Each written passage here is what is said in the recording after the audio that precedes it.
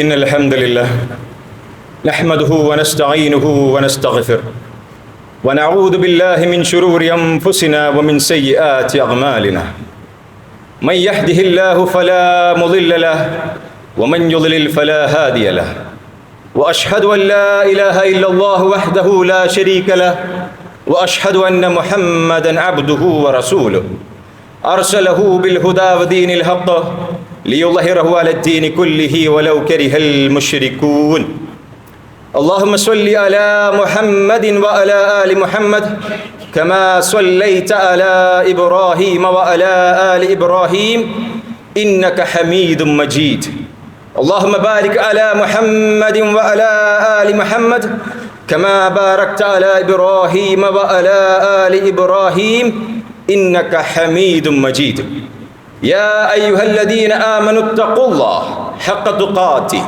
ولا تموتن إلا وأنتم مسلمون يا أيها الناس اتقوا ربكم الذي خلقكم من نفس واحدة وخلق منها زوجها وبث منهما رجالا كثيرا ونساء واتقوا الله الذي تساءلون به والأرحام إن الله كان عليكم رقيبا يا أيها الذين آمنوا اتقوا الله وقولوا قولا سديدا يصلح لكم أعمالكم ويغفر لكم ذنوبكم ومن يطع الله ورسوله فقد فاز فوزا عظيما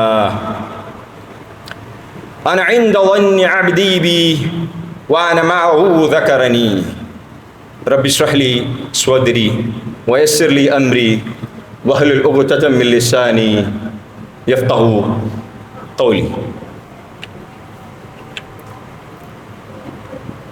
അള്ളാഹു സുബ്ഹാനഹു വ തആലയെ പരിചയമുണ്ടോ? അള്ളാഹു സുബ്ഹാനഹു വ തആലയെ പരിചയമുണ്ടോ? പരിചയം സാധാരണ നമ്മളിങ്ങനെ സംസാരിക്കുമ്പോൾ അങ്ങനെ ചോദിക്കാറുണ്ട്, നിങ്ങൾക്ക് മൂപ്പരെ പരിചയമുണ്ട്? ആ പരിചയമുണ്ട്. നിങ്ങൾ എങ്ങനെയാ പരിചയം എന്ന് ചോദിക്കും. കുറച്ച് കഴിഞ്ഞാലോ കുറച്ച് കഴിഞ്ഞാൽ എന്താ ചോദിക്കാം, മൂപ്പര് ആളെങ്ങനെയാ? അതേപോലെ അള്ളാഹു സുബ്ഹാനഹു വ തആലയെ പരിചയമുണ്ടോ? അള്ളാഹു സുബ്ഹാനഹു വ തആല നമ്മൾ എങ്ങനെയാ പരിചയപ്പെട്ടെ? ആരാ നമുക്ക് പരിചയപ്പെടുത്തി തന്നെ? അള്ളാഹു സുബ്ഹാനഹു വ തആലയെ കുറിച്ച് ചിന്തിക്കുന്ന സമയത്ത് എന്താണ് നമ്മുടെ തലയിൽ വരുന്നത്? വളരെ പ്രധാനപ്പെട്ട ഒരു കാര്യമാണ്. അള്ളാഹു സുബ്ഹാനഹു വ തആലയെ കുറിച്ച് ചിന്തിക്കുന്ന സമയത്ത് എൻ്റെ തലയിൽ എന്താണ് വരുന്നത് എന്ന് ഈ ഭൂമിയിൽ എന്നെ സമാധാനത്തിൽ ജീവിക്കാൻ സഹായിക്കുന്ന ഒരു കാര്യമാണ്. എങ്ങനെ നമ്മുടെ തലയിൽ വരും? ഒന്ന് ആലോചിക്കും. ഒരു 5 സെക്കൻഡിലേക്ക് ഒന്ന് ആലോചിക്കും. അള്ളാഹ് ആലോചിക്കുമ്പോൾ ശരിക്കും എന്താ വരിക? പേടിയാണോ? എന്താ ശരിക്കും വരിക? അള്ളാഹ് ഉണ്ട്. അല്ല, ഇന്ന് നമ്മൾ പള്ളിയിൽ വന്ന് ഇവിടെ ഇരിക്കുന്നുണ്ടല്ലോ, ശരിക്കും എന്തിനാ നമ്മളിന്ന് പള്ളിയിലൂടെ വന്ന് ഇരിക്കണത്? നിങ്ങളോട് തന്നെ ചോദിച്ചു നോക്കി, ഉള്ളിൽ തന്നെ ചോദിച്ചു നോക്കി, എന്തിനാ അപ്പം നമ്മളിവിടെ വന്ന് ഇരിക്കണത്? വെള്ളിയാഴ്ച അല്ലേ, മോശമല്ലേ, പോയില്ലേ? ആൾക്കാർ ചോദിക്കൂ, നിങ്ങളവിടെ പള്ളി കൂടി പറയാൻ പറ്റില്ലല്ലോ, വെള്ളിയാഴ്ച പള്ളി പോയി മോശ, അങ്ങനെ ഇവിടെ വന്നിരിക്കുകയാണെന്നുണ്ടെങ്കിൽ ഫവൈലുൽ മുസല്ലീൻ, നമസ്കരിക്കുന്നവർക്ക് നാശം എന്ന് പറഞ്ഞു. നാളെ ചോദിക്കട്ടെ, പള്ളിയിൽ ഇവിടെ വന്ന് പടച്ചവനൊന്നും തലയിലില്ല, അങ്ങനെയാണെങ്കിൽ നമസ്കരിക്കുന്നവർക്ക് നാശം എന്നാ. എന്നാലും ചോദിക്കാം, യഥാർത്ഥത്തിൽ അല്ലാഹു സുബ്ഹാനഹു വ തആല എന്തിനാണ് നമ്മൾ നമസ്കരിക്കാൻ പറഞ്ഞ്? അതുപോലെ നമുക്കറിയില്ല. അന ഇൻദ ظني عبدي بي, എൻ്റെ ദാസൻ, അടിമ എന്നെക്കുറിച്ച് എങ്ങനെയാണ് ചിന്തിക്കുന്നത്, എന്നെക്കുറിച്ച് എന്താണോ എൻ്റെ ദാസൻ, എൻ്റെ അടിമ വിചാരിക്കുന്നത്, അങ്ങനെയാണ് ഞാൻ എൻ്റെ അടിമക്ക്. ഞാൻ പടച്ചോനെ കുറിച്ച് വിചാരിക്കുന്നത് ശിക്ഷിക്കൂ, അല്ലാഹ് പടച്ചോ ശിക്ഷിക്കൂ, പടച്ചോ വേനാക്കൂ, ഇങ്ങനെയാണ് ചിന്തിക്കണമെങ്കിൽ പടച്ചോ എന്താ പറയുന്നത്? ഞാൻ അങ്ങനെയാണ്. നേരെ മറിച്ച് നമുക്ക് ഒരുപാട് ഇഷ്ടമുള്ള ഒരാളില്ലേ, നമ്മൾ ഉമ്മയ്ക്കും ഉപ്പയ്ക്കും നമ്മളെ പെണ്ണുങ്ങളേക്കും ആരായിക്കോട്ടെ, ഓരാലോചിക്കുന്ന സമയത്ത് എന്താ വരിക? എന്നോട് ഒരുപാട് സ്നേഹമുള്ള, അല്ലേ, ഖുദ്സി ആയിട്ടുള്ള ഹദീസാണ്. അല്ലാഹു സുബ്ഹാനഹു വ തആല റസൂൽ സല്ലല്ലാഹു അലൈഹി വസല്ലമയോട് നേരിട്ട് പറഞ്ഞിട്ടില്ല. അതായത് ഖുദ്സി എന്താ പറഞ്ഞു? എങ്ങനെയാണ് എൻ്റെ അടിമ, എൻ്റെ ദാസൻ എന്നെ കുറിച്ച് ചിന്തിക്കുന്നത്, അങ്ങനെയാണ് ഞാൻ. വളരെ പ്രധാനപ്പെട്ട ഒരു കാര്യമായതുകൊണ്ട് കേട്ടോ ഞാൻ ഈ ഒരു കാര്യം പറഞ്ഞു. കാരണം നമ്മൾ പല തരത്തിലും പല ക്ലാസ്സുകൾ നമ്മൾ കേൾക്കുന്നുണ്ട്. എങ്ങനെ ജീവിക്കണം, അത് ഇത് ഒരു റിച്വൽ പോലെ, അതായത് ഒരു കടമ നിർവഹിക്കണ പോലെ. സാധാരണ നമ്മൾ പള്ളിയിൽ വന്നിട്ട് ഇങ്ങനെ ക്ലാസ്സൊക്കെ കേട്ട് ഖുർആൻ ക്ലാസ്സിനൊക്കെ പോയി ആ പള്ളിയിൽ പോകണ്ടേ, ഗുണം വേണ്ടേ നമുക്ക്? ഇവിടെ വന്ന് വെറുതെ ഇരുന്ന് ഇവിടെ ആകുമ്പോൾ പെട്ടെന്ന് നിസ്കാരം കഴിഞ്ഞ് അങ്ങനായി വേഗം പോവാ.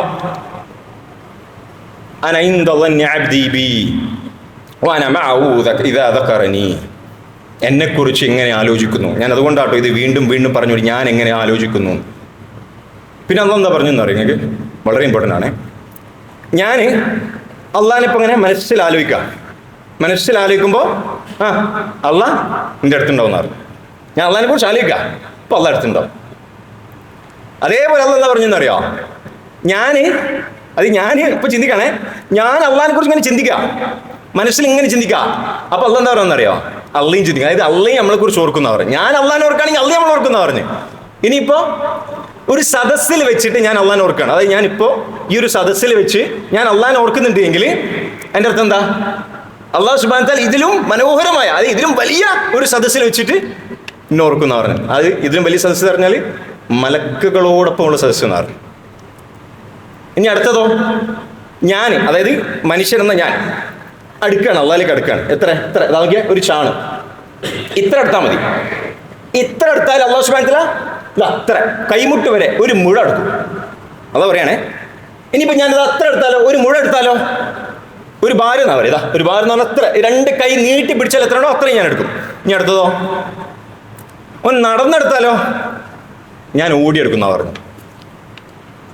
എന്താണ് അല്ലാഹ് ഈ ലോകത്തിൽ എൻ്റെ അള്ളാഹ്ക്ക് എന്നെ സ്നേഹിക്കാൻ കഴിയുന്നത്ര ലോകത്തിൽ വേറൊരാൾക്ക് എന്നെ സ്നേഹിക്കാൻ പറ്റൂല എന്ന ഉറച്ച വിശ്വാസം ഉണ്ടാവണം. എന്നെ ഏറ്റവും കൂടുതൽ സ്നേഹിച്ച എൻ്റെ ഉമ്മയാണ് എന്ന് പറയുമ്പോൾ ഞാൻ ആദ്യം മനസ്സിലാക്കേണ്ടത് എൻ്റെ ഉമ്മ ഉണ്ടാക്കിയത് അള്ളാഹാണ്. ഒരു നല്ല ഉമ്മയെ എനിക്ക് കിട്ടിയെന്ന് നോക്കാം, മോശം ഉമ്മാരെ കിട്ടിയ ആൾക്കാരുണ്ടേ. ഒരു നല്ല ഉമ്മയെ കിട്ടിയിട്ടുണ്ട് എങ്കിൽ, ആ ഉമ്മ എന്നെ സ്നേഹിക്കുന്നുണ്ട് എങ്കിൽ, ആ സ്നേഹം വരുന്ന അല്ലാഹു സുബ്ഹാനഹു വ തആലയുടെ തീരുമാനപ്രകാരമാണ് എന്ന ചിന്ത എനിക്കില്ല എങ്കിൽ കഴിഞ്ഞ കഥ. കാരണം എന്താണെന്നറിയോ, എൻ്റെ അമ്മ മരിച്ചു പോയി കഴിഞ്ഞപ്പോൾ എനിക്ക് ജീവിക്കാൻ പറ്റൂല. എനിക്ക് ഈ ഭൂമിയിൽ കിട്ടിയ എല്ലാ സൗഭാഗ്യവും എൻ്റെ പടച്ചോൻ എനിക്ക് തന്നതാണ് എന്ന വിശ്വാസം എൻ്റെ ശരീരത്തിലേക്ക് പ്രവേശിച്ചു കഴിഞ്ഞാൽ നമുക്ക് കിട്ടുന്ന കാര്യത്തിൻ്റെ പേരാണ് സമാധാനം. അതുകൊണ്ടാണ് അള്ളാഹിനെ അറിയണം. അള്ളാഹിനെ അറിയണം എന്നുള്ള കാര്യം ഞാൻ പറയുമ്പോൾ യഥാർത്ഥത്തിൽ ഞാൻ പറഞ്ഞു തുടങ്ങേണ്ടത് നമ്മുടെ കുട്ടിക്കാലം മുതലായിരിക്കും. നമ്മൾ കുട്ടിക്കാലത്തേക്ക് പോയിട്ട് ചിലപ്പോൾ നമുക്ക് മാറ്റാൻ പറ്റില്ല. പക്ഷെ നമ്മുടെ മക്കളുടെ കുട്ടിക്കാലം ഏറ്റവും കൂടുതലായിട്ട് നമ്മൾ പടച്ചോനെ പരിചയപ്പെടുത്തി കൊടുക്കാൻ അങ്ങനെ അറിയോ, ശിശിക്ക് കേട്ടോ സ്കിച്ചില്ലെങ്കിൽ പഠിച്ചോ തീയിലിടും, പഠിച്ചോ തീയിലിടും. സ്കെച്ചില്ലെങ്കിൽ തീയിലിടുന്ന ആളാണ് പടച്ചോൻ. പടച്ചോനെ പേടിപ്പിക്കാം, പടച്ചോനെ വെച്ചിട്ട് പേടിപ്പിക്കുക, ഒരു ഭീകര രൂപം ഉണ്ടാക്കുക പടച്ചോനെ പറ്റിയിട്ട്. അല്ലാഹു സുബ്ഹാനഹു വ തആല എന്തുകൊണ്ടാണ് ആ ശിക്ഷയെ പറ്റി പറഞ്ഞത്? അത് നമുക്ക് വേണ്ടിയിട്ടാ. നിസ്കരിക്കുക എന്ന് പറഞ്ഞാൽ, ഒരു നിസ്കാരം എന്ന് പറയുമ്പോൾ നമ്മുടെ തലയിൽ വരുന്നത് നിസ്കരിച്ചാള ആണ്. നിസ്കരിച്ചാള നമ്മൾ നിസ്കരിച്ചുകൊണ്ട് അല്ലാഹു സുബ്ഹാനഹു വ തആലക്ക് വല്ലതും കിട്ടാനുണ്ടോ? ഒന്നും കിട്ടാനില്ല. അള്ളാഹ്ക്കൊന്നും വേണ്ട. അള്ളാഹാണ് എല്ലാം ഉണ്ടാക്കിയത്. അള്ളാഹ്ക്ക് എന്ത് കിട്ടാനാണ്? എന്തുകൊണ്ട് അല്ലാഹു സുബ്ഹാനഹു വ തആല നമ്മൾ നിസ്കരിക്കാൻ പറഞ്ഞേ? അത് നമ്മൾ ചിന്തിക്കണില്ല. ഹയ്യ അലൽ സ്വലാത്ത് ഹയ്യ അലൽ ഫലാഹ്, നമസ്കാരത്തിലേക്ക് വരും, വിജയത്തിലേക്ക് വരും. ഞാൻ നിങ്ങൾക്ക് വേണ്ടിയിട്ടാണ് നിസ്കാരം ഉണ്ടാക്കിയത്, അല്ലാതെ അള്ളാഹ്ക്ക് വേണ്ടിയിട്ടല്ല. എന്താ, നിസ്കരിച്ചു കഴിഞ്ഞാൽ സ്വർഗ്ഗത്തിൽ പോവാ, നിസ്കരിച്ചില്ലെങ്കിൽ നരകത്തിൽ പോവാ. ഒന്ന് ആലോചിക്കേ, ഈ ഭൂമി പോലും ഒരു സ്വർഗ്ഗ തുല്യം അല്ലെങ്കിൽ ഒരു നരക തുല്യം എന്ന രീതിയിൽ, അതായത് സന്തോഷം അല്ലെങ്കിൽ സങ്കടം അല്ലെങ്കിൽ സമാധാനക്കേട് എന്ന രീതിയിൽ ഞാൻ കൊണ്ടുപോകുന്നതിന്റെ യഥാർത്ഥ റീസൺ എന്താണെന്നറിയോ? എന്താ, ഞാൻ ഈ പ്രശ്നങ്ങളൊക്കെ കൺട്രോൾ ചെയ്യാൻ നോക്കും. അതായത് എനിക്കറിയില്ല നാളെ എന്താ വരാൻ, എന്നാലും ഞാനത് ഇങ്ങനെ ആലോചിച്ച് പഠിച്ചു, അങ്ങനെ അതോ ബേജാറാ. ഇനിയിപ്പോൾ കഴിഞ്ഞു പോയ കാര്യം ആലോചിച്ചോ, സങ്കടം തീരൂല. എന്തുകൊണ്ടാണ് നിസ്കരിക്കാൻ പറഞ്ഞു? എന്നോടാ സുബഹി നമസ്കാരം ഒന്ന് ആലോചിച്ച് നോക്കി. സുബഹി നമസ്കാരം കറക്റ്റ് അത്രയും നേരത്തെ എന്തുകൊണ്ടായിരിക്കും വെച്ചിട്ടുണ്ടാവും എന്ന് ആലോചിച്ച് നോക്കി. അങ്ങനെ നിസ്കരിക്കുന്ന ആൾക്കാരുടെ പ്രത്യേകത എന്തായിരിക്കും എന്ന് ആലോചിച്ച് നോക്കി. എന്തൊരു ബുദ്ധിമുട്ടിക്കലാണല്ലേ ശരിക്കും ആലോചിക്കുക. രാവിലെ നേരത്തെ എഴുന്നേറ്റ് പള്ളിയിൽ ബുദ്ധിമുട്ടാണ്. അന്നത്തെ ആ സമയത്ത് പോയി എന്തിനായിരിക്കും ആ ഒരു സമയത്ത് നേരത്തെ എഴുന്നേറ്റ് പള്ളിയിൽ പോകുന്ന ആ ഒരു കാര്യം, ആ ഒരു അമൽ അല്ലാഹു സുബ്ഹാനഹു വ തആല എന്തുകൊണ്ടായിരിക്കും വെച്ചു? ഒന്ന് ആലോചിച്ച് നോക്കി നിങ്ങൾ. എന്തൊക്കെ തന്നെ പ്രശ്നം ഉണ്ടെങ്കിലും ഞാൻ എൻ്റെ അള്ളാഹിനെ ആദ്യം വെക്കൂ എന്നെൻ്റെ ശരീരത്തിനെ പഠിപ്പിക്കുകയാണെങ്കിൽ ഏറ്റവും ബുദ്ധിമുട്ടുള്ള സമയത്ത് ഞാൻ എഴുന്നേറ്റ് പോകണം. ഒന്ന് ആലോചിച്ച് നോക്കുക. എനിക്ക് തീരെ വയ്യ എന്ന് പറഞ്ഞാൽ തീരെ വയ്യ, സഹിക്കാൻ പറ്റാത്ത പനി. ആലോചിച്ചോ, ആ സമയത്താണ് എൻ്റെ മോക്ക് നല്ല വയ്യായ്കയുള്ള ഞാൻ അറിയണേ. പെട്ടെന്ന് ഹോസ്പിറ്റലിൽ കൊണ്ടുപോയി ഭയങ്കര പ്രശ്നമാവും. എനിക്ക് തീരെ വയ്യ, എനിക്ക് തീരെ വയ്യ. എനിക്കിപ്പോൾ ഇനി ഹോസ്പിറ്റലിൽ ഓളയും കൊണ്ടൊന്ന് പോകാൻ പറ്റില്ല എന്ന് നമ്മളവിടെ കിടക്കുമോ? ഇല്ല. നമ്മളെന്താ ചെയ്യുക? ആ പനി വെച്ച് ഞാൻ മരിച്ചാലും കുഴപ്പമില്ല, എൻ്റെ കുട്ടീനെ എനിക്ക് എങ്ങനെയെങ്കിലും അടത്തിക്കണം. നമ്മൾ പോകും, എവിടുന്നോ എനർജി വരും. അതിൻ്റെ അർത്ഥം എന്താ? എൻ്റെ കുട്ടി എനിക്ക് അത്രമേൽ പ്രധാനപ്പെട്ടതാണ് എന്ന് എൻ്റെ ശരീരത്തെ ഞാൻ ഓൾറെഡി പഠിപ്പിച്ച് കഴിഞ്ഞിട്ടുണ്ട്. എങ്ങനെ? എൻ്റെ കുട്ടി ജനിച്ച മുതൽ ഞാൻ എൻ്റെ ശരീരത്തിന് പഠിപ്പിച്ചുകൊടുക്കുക. എങ്ങനെ പഠിപ്പിച്ചുകൊടുക്കണേ? എൻ്റെ മോള് മാഷാ അല്ലാ, ചെറിയ കുഞ്ഞിക്കൈ കുഞ്ഞിക്കാലും, അല്ലാ അൽഹംദുലില്ലാ, കരയാണ്, മാറോട് ചേർത്ത് പിടിക്കാണ്, അല്ലേ? വേണ്ടതൊക്കെ വാങ്ങിക്കൊടുക്കുകയാണ്. ഓൾ കരയുന്ന എനിക്ക് കാണാൻ പറ്റൂല. ഇതേ രീതിയിൽ എൻ്റെ ശരീരത്തെ ഞാൻ പഠിപ്പിക്കുകയാണ്. എൻ്റെ കുട്ടി പ്രധാനപ്പെട്ടതാണ്, അതേ രീതിയിൽ അല്ലാഹു സുബ്ഹാനഹു വ തആല എനിക്ക് പ്രധാനപ്പെട്ടതാണ് എന്ന് ഞാൻ പഠിപ്പിച്ചു കഴിഞ്ഞാൽ സമാധാനം വിട്ടുപോയില്ല. അങ്ങനെ പഠിപ്പിക്കണോ? ബുദ്ധിമുട്ടുള്ള സമയത്ത് പോകണം. സർവീസുകാരല്ലേ, ബുദ്ധിമുട്ടല്ലേ? സുബൈ നമസ്കരിച്ച് കഴിഞ്ഞാൽ ഇപ്പോൾ ഒരു ഓഫറാണ്, പള്ളിയിൽ വന്നു കഴിഞ്ഞാൽ എല്ലാവർക്കും 1000 രൂപ വീതം. അല്ലാ, ആലോചിച്ച് 7,000 രൂപ. പള്ളി നിറഞ്ഞിട്ടുണ്ടല്ലോ. കുറച്ച് 1000 പേരാണോ? പറഞ്ഞല്ല, നിങ്ങൾ വന്ന് നിസ്കരിക്കും, എന്നാൽ നിങ്ങൾക്ക് ഈ ഭൂമിയിൽ സമാധാനത്തിൽ ജീവിക്കുക. കാരണം നിങ്ങൾ ആദ്യം വെക്കുന്നത് എന്നെയാണ്. ഇന്നെ വെക്കാന്ന് പറഞ്ഞു കഴിഞ്ഞാൽ നിങ്ങളുടെ ജീവിതത്തിൽ സംഭവിക്കുന്ന എല്ലാ കാര്യങ്ങളും എനിക്കറിയാം. അപ്പോൾ നമ്മൾ പലപ്പോഴും ഒരു പ്രശ്നം ഉണ്ടാകുന്ന സമയത്ത് ആ പ്രശ്നവുമായി ബന്ധപ്പെട്ട് ആ പ്രശ്നം സോൾവ് ചെയ്യാൻ കെൽപ്പുള്ള ഒരാളടുത്ത് പോയിട്ട് നമ്മൾ സംസാരിക്കാം, അല്ലേ?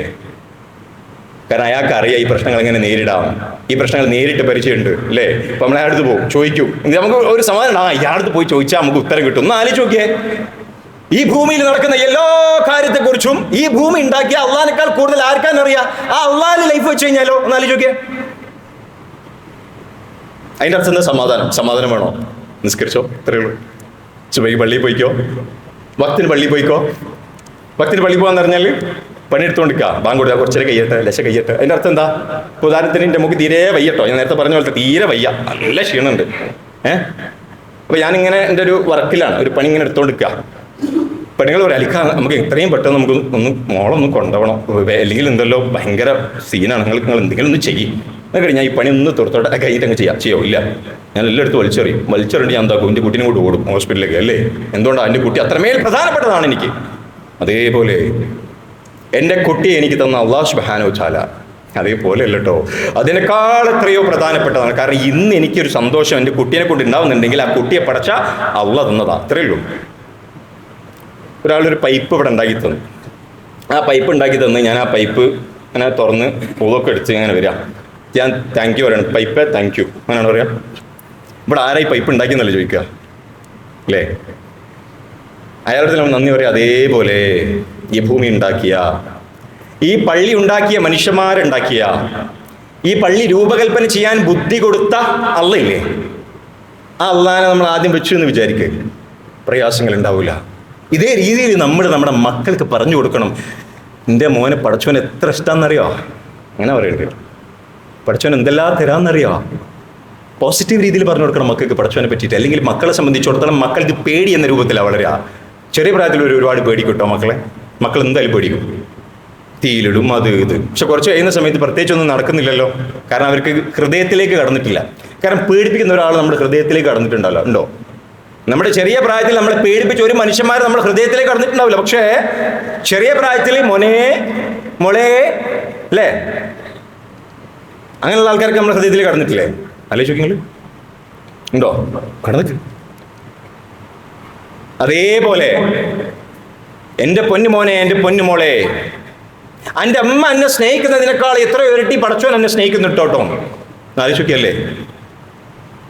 ജനിച്ച ഉടനെ ചോരക്കുഞ്ഞിനെടുത്ത് തീയിലേക്കറിയാൻ പറയണം. ഒന്ന് ആലോചിക്കുക. ജനിച്ച ചോരക്കുഞ്ഞിനെടുത്ത് തീയിലേക്കറിയാൻ പറഞ്ഞാൽ ഉമ്മക്ക് എത്ര വേനിക്കും? സഹിക്കാൻ പറ്റുമോ? അല്ലേ? താൻ പ്രസവിച്ച കുഞ്ഞിനെടുത്ത് മറ്റേ തീയിലേക്കറിയാൻ പറഞ്ഞാൽ സഹിക്കോ അമ്മ? അതിനേക്കാൾ വേദനയാണ് അള്ളാഹ് നമ്മളെ തീയിലിടുന്നത്. എന്നിട്ടാണ് നമ്മൾ പറഞ്ഞു കൊടുക്കണേ, എന്ത്?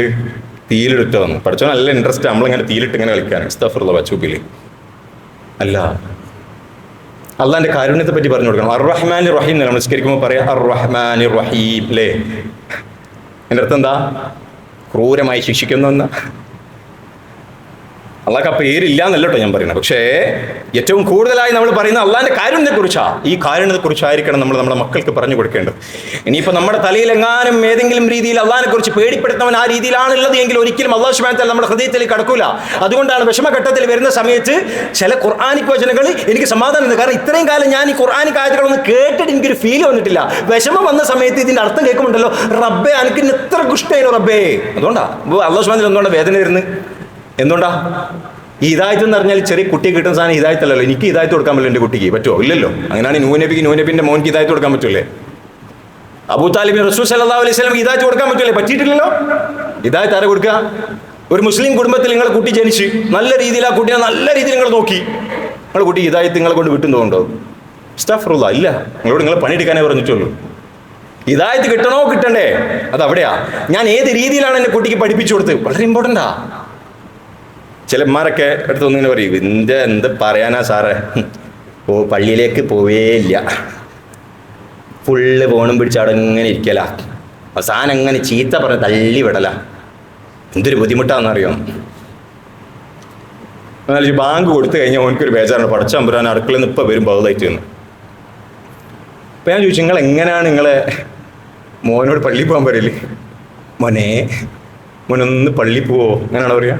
അല്ല, അങ്ങനെ പറഞ്ഞവൻ കേൾക്കൂല. 3-4 തെറിക്ക പറഞ്ഞാലും കേൾക്കുള്ളൂ എന്ന് ആലോചിച്ച് നോക്കണേ. ഹറാം പറഞ്ഞ് കാഫിർ എൻ്റെ പള്ളിയിൽ തന്നെ ഒന്ന് പറഞ്ഞോ, ഇതൊന്നും കേൾക്കാൻ അമ്മ ഇക്കോടെ ഞാൻ പള്ളി പോയിക്കോളൊന്ന് മിണ്ടാണ്ടിരിക്കുന്ന പറയുമ്പോൾ പള്ളി പോയി നോക്കാം. അങ്ങനെ പള്ളിയിലൊക്കെ പോയി ഓനക്ക് ആ ശീലം വന്ന് ഹിദായത്ത് കിട്ടിയെന്ന് കൂട്ടിക്കോ. മാഷാ അല്ലാഹ്, നല്ല ഉഷാറായിട്ടും പോവാണേ. ഓക്കെ, അതിന് നാളെ മനുഷ്യരിലെത്തണം ഉമ്മയും മോനും. മാഷാ അല്ലാഹ്, മോനിങ്ങനെ സ്വർഗത്തിലേക്ക് കിടക്കാൻ വേണ്ടി പോവാണേ. ഉമ്മ കുറച്ച് അമല് കുറവുണ്ട്. അപ്പോഴാണ് ദൂരത്ത് മോൻ കൂടെ, അല്ല മോനെ ഉമ്മക്ക് കുറച്ച് അമല് കുറവുണ്ട്, എൻ്റെ അടുത്ത് നിന്ന് കുറച്ച് അമല് വേണേനി. എങ്ങനെയാണെന്ന് വെച്ചാൽ എനിക്ക് ആവശ്യത്തിന് അമലുണ്ടേനി. എൻ്റെ മോന് പള്ളിയിൽ പോകാൻ വേണ്ടിയിട്ട് കുറച്ച് ദേഷ്യമൊക്കെ പിടിച്ചില്ലേ അമ്മ, ചീത്തൊക്കെ പറഞ്ഞു അല്ലേ?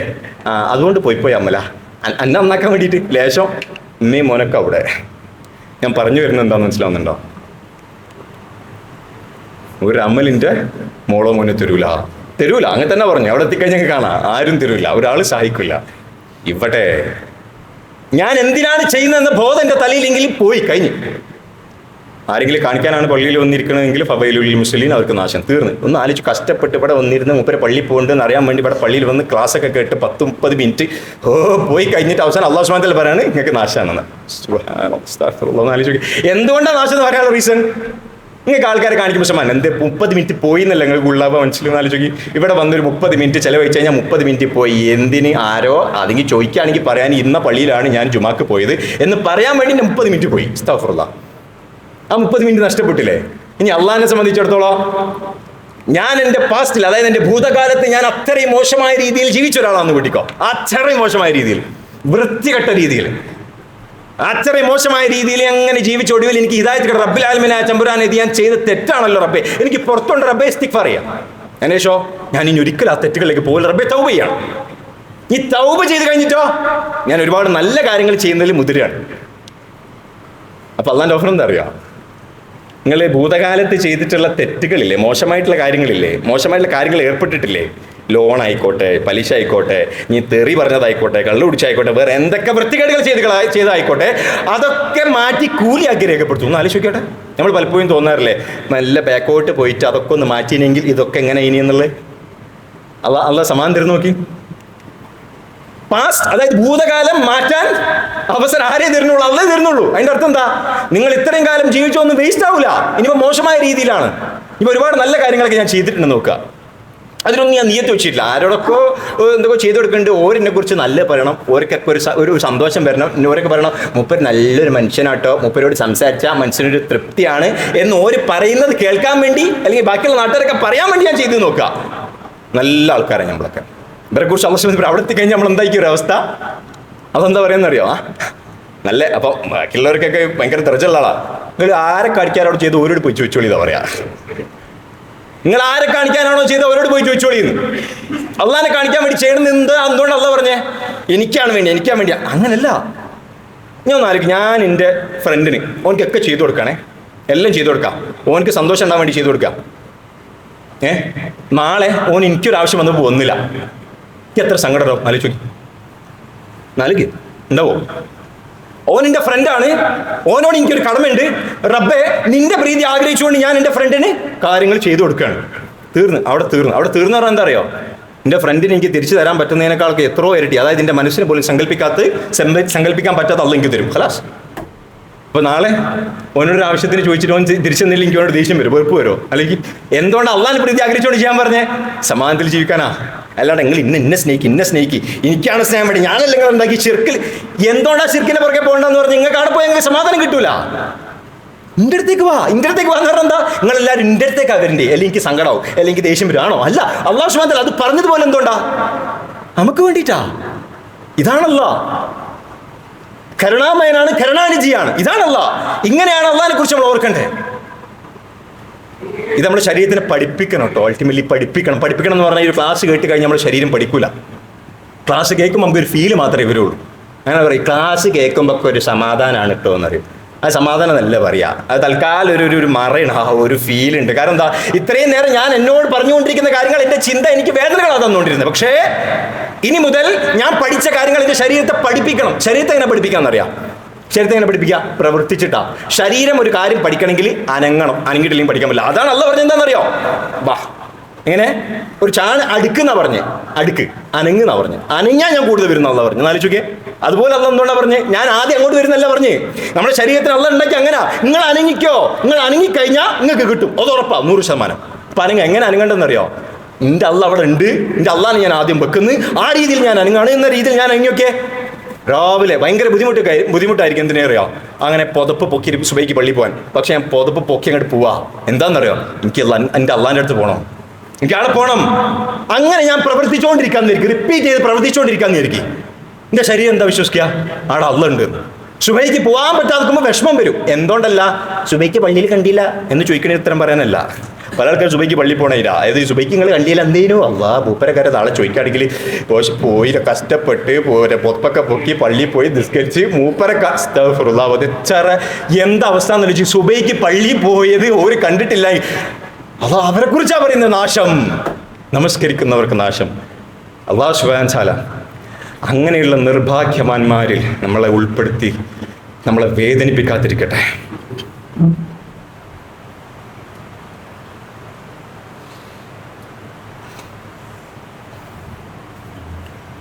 അൽഹംദുലില്ലാഹ് വസ്സലാത്തു വസ്സലാമു അലാ റസൂലില്ലാഹ് വഅലാ ആലിഹി വസഹ്ബിഹി അജ്മഈൻ.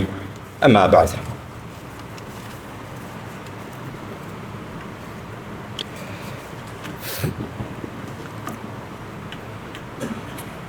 അള്ളാഹുവിൻ്റെ വിധിവിലക്കുകൾ അനുസരിച്ച് അള്ളാഹ്ക്ക് ഇഷ്ടമുള്ള പോലെ ഏറ്റവും നല്ല മുത്തക്കികളായി ജീവിക്കണേ എന്ന് ഉപദേശിക്കുകയാണ്, വസിയത്ത് ചെയ്യുകയാണ്.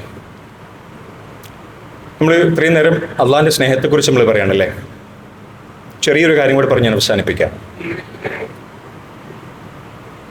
നമ്മളെ പ്രയാസങ്ങൾ എന്താ? വിഷമം നമ്മളെ വിഷമം എന്ന് പറഞ്ഞാൽ എന്താ? ഇന്നലകളാണ്. ഇന്നലകൾ എന്ന് പറഞ്ഞാൽ എനിക്കിഷ്ടമില്ലാത്ത രീതിയിൽ സംഭവിച്ച ഇന്നലെ അല്ലേ? ഒന്ന് ആലോചിക്കും. നമ്മളെ വിഷമം അതാണ്, സങ്കടമാണ്. അങ്ങനെ ചെയ്യേനി മൂപ്പര് ഇങ്ങോട്ട് ഇങ്ങനെ പറഞ്ഞ് എനിക്ക് ഇങ്ങനായി, ഓര് മരിച്ചത് എനിക്ക് നല്ല വിഷമമായി, എന്തോ ആയിക്കോട്ടെ, നല്ല വിഷമല്ലേ. ഇനി അടുത്തത് നമ്മളെ വേദന എന്ന് പറഞ്ഞാൽ നാളെക്കുറിച്ച് ആലോചിച്ചിട്ടുള്ള നമ്മളെ വേദന. അതായത് നാളെ എന്താവും എന്നുള്ളത് അല്ലേ. നമ്മളെ മെയിൻ വേദന ശരിക്കും ആലോചിച്ച് നോക്കി. ഇന്നലെയും നാളെയും കൂടെയാണ് നമ്മളിങ്ങനെ ഇല്ലാണ്ടാക്കണം അല്ലേ. അല്ലാഹു സുബ്ഹാനഹു വ തആല ഖുർആനിൽ എന്താ പറയുന്നതെന്നറിയോ? ബിസ്മില്ലാഹിർ റഹ്മാനിർ റഹീം. സൂറത്തുൽ ഹദീദിലാണ് കേട്ടോ, 22-ാമത്തെ വചനമാണേ. വളരെ ഇമ്പോർട്ടൻ്റ് ആയിട്ടുള്ള വചനമാണ്. ഭയങ്കരമായിട്ട് എനിക്ക് സമാധാനം തന്നിട്ടുള്ള ഒരു കാര്യമാണ്. തീർച്ചയായിട്ടും എല്ലാവർക്കും സമാധാനം തരുന്നൊരു കാര്യമാണ്. ഓക്കെ, ബിസ്മില്ലാഹിർ റഹ്മാനിർ റഹീം.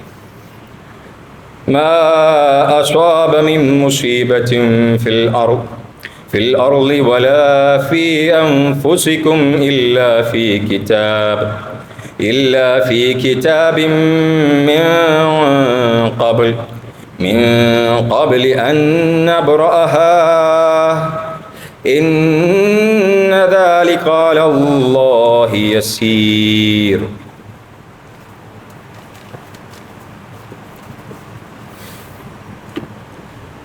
വളരെ ഇമ്പോർട്ടൻ്റ് ആണോ? അതായത് ഒരു മുസീബത്ത് നമുക്ക് വന്നു നോക്കാം. ഒരു മുസീബത്ത് എന്തോ ആയിക്കോട്ടെ, ഒരു വിഷമം, സങ്കടം. അള്ളാഹ് പറയുന്നത് എന്താ അറിയോ?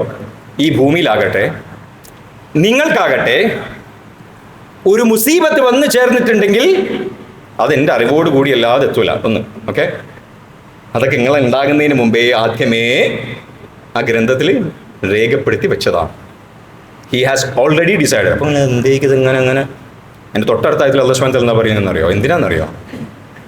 വ്യാകുലപ്പെടാതിരിക്കാൻ. അതായത് നഷ്ടപ്പെട്ട കാര്യങ്ങളെക്കുറിച്ച് ആലോചിച്ച് വ്യാകുലപ്പെടാതിരിക്കാൻ. വിഷമല്ലേ എന്നാലോചിക്കും. നഷ്ടപ്പെട്ട കാര്യങ്ങളെ കുറിച്ച് ആലോചിച്ച് വ്യാകുലപ്പെടണ്ട. അത് ഞാൻ ആദ്യമേ തീരുമാനിച്ചതാണ്. അത് ഇന്ന സമയത്ത് നിങ്ങൾക്ക് നഷ്ടപ്പെടും, ഉറപ്പാ. നാളെക്കുറിച്ച് ആലോചിച്ച് ബേജാറാവേണ്ട. അത് എനിക്കറിയാം, വേറെ ആർക്കും അറിയില്ല. നിർബന്ധം. ഇത് മനസ്സിൻ്റെ ഉള്ളിലേക്ക് കടക്കണമെന്നുണ്ടെങ്കിൽ ആദ്യം പറഞ്ഞ കാര്യം തലയിലുണ്ടാവണം. എൻ്റെ അള്ളാഹ്ക്ക് എന്നെ സ്നേഹിക്കാൻ പറ്റുന്ന പോലെ ഈ ലോകത്ത് ഒരാൾക്കും എന്നെ സ്നേഹിക്കാൻ പറ്റൂല, ഉറപ്പാണ്. അതാണ് സമാധാനം. അതുകൊണ്ട് സംഭവിക്കുന്ന കാര്യങ്ങളെല്ലാം എൻ്റെ നന്മക്ക് വേണ്ടിയിട്ടാണ്. എൻ്റെ നന്മക്ക് വേണ്ടിയിട്ടല്ലാതെ, എനിക്ക് വേണ്ടിയിട്ടല്ലാതെ ഒരു കാര്യം സംഭവിക്കുന്നില്ല. ഇപ്പൊ വേദന ആണോ, അതെനിക്ക് വേണ്ടിയിട്ടാണ്. ആ രീതിയിൽ ചിന്തിച്ചു കഴിഞ്ഞാൽ അള്ളാഹിന്റെ സ്നേഹം മനസ്സിലാവും. നേരെ മറിച്ചിട്ടോ വല്ലാത്ത വിധിയായി പോയി, എന്തിനേക്ക് റബ്ബെന്നെ എങ്ങനെ വേദനിപ്പിക്കണം, ഈ രീതിയിൽ ചിന്തിച്ചാലോ അതെന്താ പറഞ്ഞേ? എൻ്റെ ദാസൻ എന്നെ കുറിച്ച് എങ്ങനെ ചിന്തിക്കുന്നോ അങ്ങനെയാണ് ഞങ്ങൾ വേദനിപ്പിക്കുന്ന ആളാ. എൻ്റെ അള്ളാഹ് ഈ സമയത്ത് എനിക്ക് വേദന തന്നിട്ടുണ്ടെങ്കിൽ ഉറപ്പാണ് അതിലും വലിയ വേദനയിൽ നിന്ന് എന്നെ രക്ഷിക്കാനാണെന്ന് എനിക്ക് ഉറപ്പുണ്ട്. കാരണം എൻ്റെ അമ്മ എന്നെ സ്നേഹിച്ചതിനേക്കാളും എത്ര ഇരട്ടി എൻ്റെ അള്ളാഹ് എന്നെ സ്നേഹിക്കുന്നുണ്ട്. കാരണം ആ അമ്മനെ സൃഷ്ടിച്ചൻ ആരാണ്? അള്ളാഹു സുബ്ഹാനഹു വ തആലയാണ്. അത് വേണം മനസ്സിൽ. അള്ളാഹിനെ സ്നേഹിക്കണം.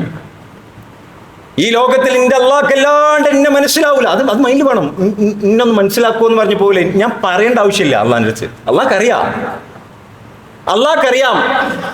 അള്ളാഹ് പ്ലാൻ ചെയ്തിക്ക്.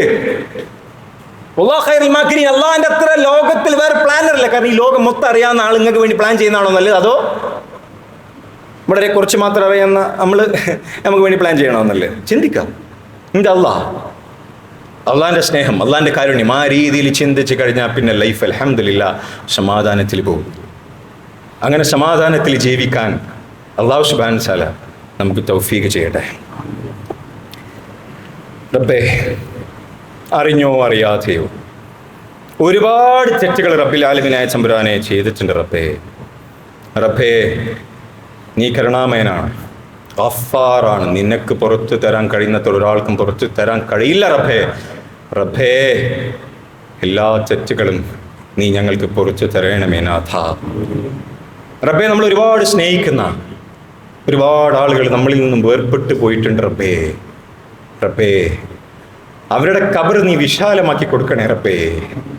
അവരുടെ തെറ്റുകൾ നീ പുറത്തു കൊടുക്കണേ നാഥ.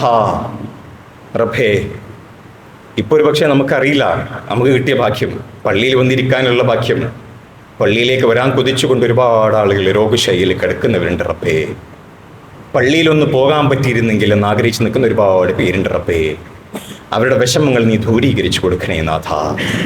റബ്ബേ, സാമ്പത്തിക ക്രമക്കേടുകൾ വലിയൊരു വിഷയമാണ്. റബ്ബേ, ഈ ഭൂമിയിൽ ജീവിക്കണമെങ്കിൽ ഇങ്ങനെയൊന്നും ഇല്ലാണ്ട് പറ്റൂല എന്ന രീതിയിൽ ഞാൻ ഒരുപാട് തെറ്റുകളിലേക്ക് പോയി പോകുന്നുണ്ട്. റബ്ബേ, ഇതൊക്കെ ആരാപ്പം ചെയ്യാത്തെന്ന രീതിയിൽ ചിന്തിച്ച് പോയി പോകുന്നുണ്ട്. അത് ഉള്ളിൽ എനിക്ക് സമാധാനം തരുന്നില്ല റബ്ബേ, എന്നിട്ടും ഞാൻ ചെയ്തു പോവാണ്. റബ്ബേ, നഷ്ടക്കാരിൽ ഉൾപ്പെടുത്തല്ലേ റബ്ബേ. വെള്ളപ്പൊക്കത്തിലാണ് നമ്മുടെ സഹോദരന്മാർ, ഒരുപാട് പ്രയാസങ്ങളിലൂടെ കടന്നു പോവാണ്.